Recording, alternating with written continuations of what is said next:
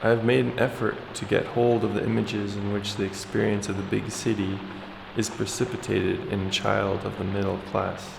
I believe it possible that a fate expressly theirs is held in reserve for such images. No customary forms await them yet, like those that, over the course of centuries and in obedience to a feeling for nature, answered to remembrances of a childhood spent in the country. But, then, the images of my metropolitan childhood, perhaps, are capable at their core of performing later historical experience.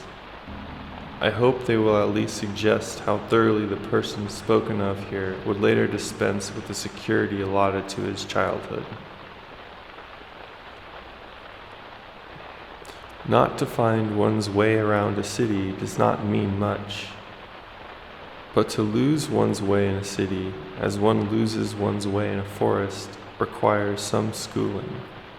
Street names must speak to the urban wanderer like the snapping of dry twigs, and little streets in the heart of the city must reflect the times of day for him as clearly as a mountain valley. This art I acquired rather late in life. It fulfilled a dream, of which the first traces were labyrinths on the blotting papers in my school notebooks. I took on the colors of the landscape that, now flaming and now dusty, now smoldering and now sumptuous, lay before me in the window. It was like what happened with my watercolors, when things would take me to their bosom as soon as I overcame them in a moist cloud. Something similar occurred with soap bubbles. I traveled in them throughout the room and mingled in the play of colors of the cupula until it burst.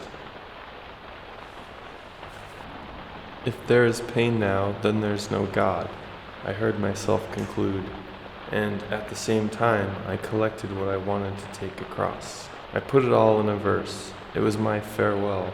O star and flower, spirit and dress, love, grief, time, and eternity.